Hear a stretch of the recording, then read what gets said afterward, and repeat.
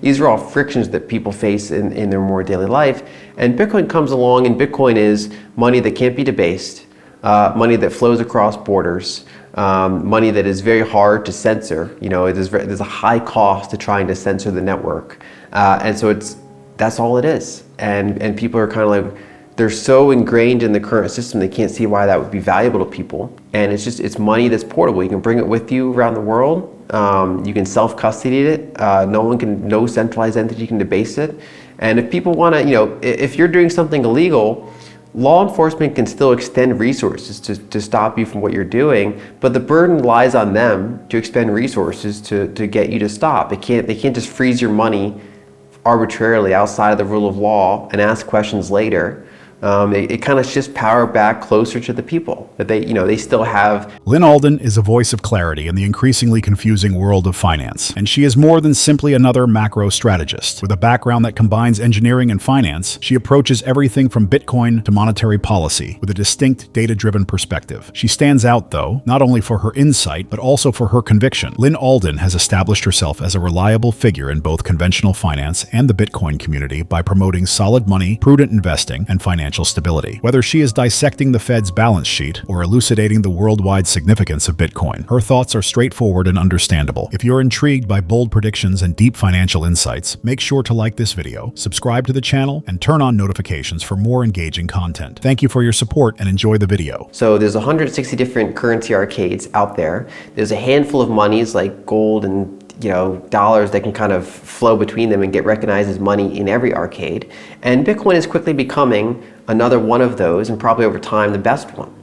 It's already, there's more things I can do with Bitcoin in New Jersey, Norway, and Egypt than I can do with any of those weaker currencies anywhere else. So I think that it's not quite at the level of, say, gold or dollars yet, but in a 15-year time frame, that trajectory has already put it in the top 10, maybe the top 5 monies that if you bring with you, you could do something with it. If you come to Madeira with Bitcoin, there's a lot of places where you can convert or spend it. And that's true for a lot of different countries around the world, a lot of different specific regions within countries. And so I think that what's happening is that over time, Bitcoin can displace a lot of the weaker currencies and start working its way up the food chain, and that's what it's already been doing. And people around the world will hold a larger and larger percentage of their liquid, cash value in Bitcoin rather than their local currency. And what I think is cool about Bitcoin is it's a solution to a lot of the problems. It kind of added optimism to how I view the current system, and it's the only asset that I fly around the world to talk about, right? So I'm in Madeira here to talk about Bitcoin. There's a lot of friends in my life that I only knew because of our shared interest in Bitcoin. A lot of the businesses I'm involved in, I'm on the board of a Bitcoin company. I'm a general partner of Ego Death Capital, a Bitcoin venture firm. And these things are only happening obviously because the Bitcoin network exists and the asset exists, and it's exciting, and it's a solution for a lot of the problems that we're talking about. So I would say certainly in some of those more qualitative ways, it's been impactful. And then obviously the desire to kind of focus on Bitcoin more than just traditional finance can only happen because of Bitcoin. So yeah, it changed my life. And then also, I would say that there's plenty of, people ask how much should you have in Bitcoin, like as a ratio of your liquid net worth. And I think that there's really no wrong number other than 0. I think 0 is the wrong number. So I think the first step is get off 0, get some Bitcoin. Your ability to withstand the volatility that Bitcoin is going to go through and any sort of risks you perceive is partially tied to how much you know about Bitcoin and how convicted you are about Bitcoin. So I wouldn't necessarily tell someone who's brand new, hey, put half your net worth in Bitcoin, because as soon as there's like a 70% crash, they're going to get scared and sell at the bottom, and that's worse than if they never invested in Bitcoin, right? So it's like, start at the percentage that you think makes sense relative to what you've learned. And so I think holding it, if you get enough that self-custody makes sense, pull it on the chain, self-custody yourself for a long term. And I think that's how you get involved. And you can try out, payment wallets if you want to. You can go to meetups. I think one of the powerful things we're seeing is that there's all these little hubs forming, grassroots hubs in different countries. So one of the earlier ones is Bitcoin Beach in El Salvador. And there's other ones, Bitcoin Ikasi, there's Bitcoin Jungle, there's the Africa Bitcoin Conference, there's the Indonesia Bitcoin Conference, there's Madeira, for example. These are hubs where there's been enough concentration of Bitcoiners to start some degree of merchant acceptance, Some of them have their own kind of self-custody wallet that works for the community. So look around in your own country and kind of get involved in any of those that are happening. If there's not one, then try to start one.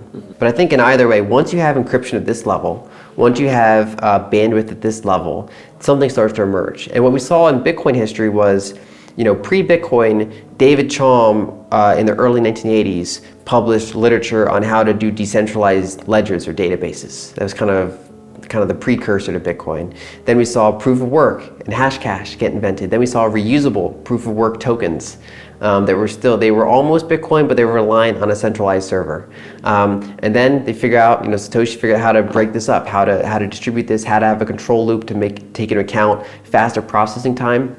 So I think that Bitcoin would reemerge given enough technology. Kind of like how if you go from Paleolithic to Neolithic, and then eventually you find hydrocarbons, and fewer people have to farm because you can mechanize the farming, and more people can work on other things, and they can develop medicine and running water and things like that. Eventually, if the world's not hit by an asteroid or something doesn't disrupt that process, you reach that extra point. And I think that's where we are with money. I think that given enough time, you eventually recreate digital value and start threatening these power structures. And I think that there's some timelines where maybe it takes longer because some of the early actors are not good, and it has to kind of restart the process a couple times. And I think we're so far on a pretty good timeline where the first person to figure it out did it in a very ethical way, in a very well-designed way. Similar to how physical barriers like doors, walls, and locks protect us, Bitcoin and encryption in general are contributing to the restoration of a certain level of digital privacy. Governments and other negative actors find it considerably more difficult to get control of someone's money. They now need to invest actual time, effort, and money to try, rather than just pressing a button to do it instantaneously. Furthermore, this goes beyond theory. Examples from actual life are given by Lyn Alden, such as Togolese activist whose bank accounts were frozen for opposing dishonest governments. Bitcoin is more than simply an investment to them and billions of others worldwide. It serves as a lifeline. It's freedom technology. To remain up to date on the most recent developments in Bitcoin, cryptocurrencies, and the digital economy, please take a moment to like this video, subscribe to the channel, and enable post notifications. What are the misconceptions about Bitcoin and what central banks try to say about Bitcoin, and then move into what Bitcoin really is? Sure. So one quick example before we even get into that is how the Overton window can shift based on technology. So back in 1800s, transactions were inherently pretty private. And even if you were an authoritarian king or something, the idea that you could surveil everyone's transactions was not even really thinkable. Fast forward to today, everybody's using these centralized digital ways to transfer value to each other, and so anyone who wants to transact privately is often viewed as weird. Like, well, I have nothing to hide. What are you trying to hide with your private transactions?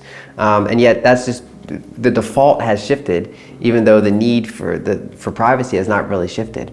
And so Bitcoin's in that boat where, people kind of like, well, what do you mean you want money outside of the state, like money that can't be just debased or that can't be stopped? Like, what kind of bad things must you be up to? And that's not really how it works. I would remind the audience that there are 200 countries in the world. Some of them are fairly benign. Other ones are fairly harsh. You can imagine if you're in any one of the countries that's run by dictators and things like that. I mean, we're in Madeira right now at Bitcoin Atlantis, and then I was on stage with Farida. She's from Togo, where democracy advocates would have their bank accounts frozen and seized and things like that, right? And that's one example of dozens and dozens out there. And so basically, for anyone who thinks Bitcoin has no value, they're often from fairly privileged environments. In the United States, most people don't, even though there's subtle problems with the system, most people don't go throughout their day and think, man, payments are really hard to make.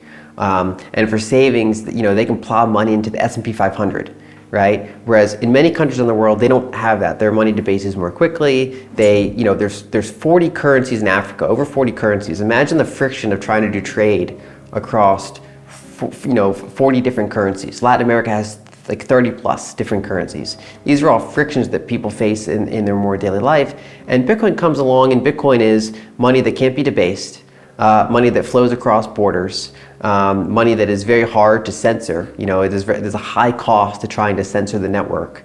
And so that's all it is. And people are kind of they're so ingrained in the current system, they can't see why that would be valuable to people. And it's money that's portable. You can bring it with you around the world. You can self-custody it. No centralized entity can debase it. And if people want to, if you're doing something illegal, law enforcement can still extend resources to stop you from what you're doing, but the burden lies on them to expend resources to get you to stop. They can't just freeze your money arbitrarily outside of the rule of law and ask questions later. It kind of shifts power back closer to the people. That there's still power structures out there, but it now shifts the effort to them. I think another way of putting it is that it used to be that privacy was expensive to violate. Right? So if you wanted to violate someone's privacy for maybe a good reason, you had to go through their physical possessions, follow them around, do things like that. But in the digital age, privacy is just easy to violate.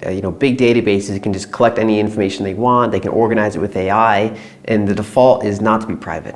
And so encryption is basically reintroducing the equivalent of walls and doors and things like that in a digital world. It's basically making it so that there's effort to violate someone's privacy, that resources have to be expended for a good reason to do it, sometimes a bad reason, but either way. And Bitcoin is the same thing for money, that the default can be towards non-debasement and censorship resistant, and if someone wants to interfere with that, there's a cost for them to trying to do so. And I think that's a good thing, and I think that people don't think that way now too much, but I think that in other eras, that was the norm. As Lyn Alden simply explains, Bitcoin and encryption are instruments that restore what we have lost in the digital age, the capacity to safeguard our financial independence and privacy. They are not only theoretical technology or speculative investments. Privacy used to be a normal aspect of existence. Cash payments were accepted, and your transactions were anonymous. However, the majority of people currently employ centralized digital systems that allow for easy monitoring and freezing. This development has altered public opinion. Now, if you desire privacy, you are viewed suspiciously, as though you had something to conceal. However, for billions of people worldwide, this is about surviving, not hiding. Lyn cites instances such as Togo, where those who defend democracy face having their bank accounts confiscated. Bitcoin becomes more than simply money in certain situations. It becomes a lifeline. She reminds us that although the existing financial system may seem pleasant to citizens in industrialized nations, that comfort is a result of privilege. Savings disappear, local currencies depreciate, and cross-border money transfers are costly and unreliable in many locations. Much of this is fixed with Bitcoin. It can be stored and transported anywhere in the globe, and it is difficult to censor and debase. Bitcoin and encryption are the digital counterparts of locks and doors, which provide physical security by making it expensive for someone to breach our privacy or freeze our money without following the proper procedures. Remember to like this video, subscribe to the channel, and enable notifications if you thought his viewpoint was helpful so you don't miss any updates. We'd love to know what you think about the future of cryptocurrency markets, so please share your ideas in the comments section. We appreciate your time and hope to see you in the next video.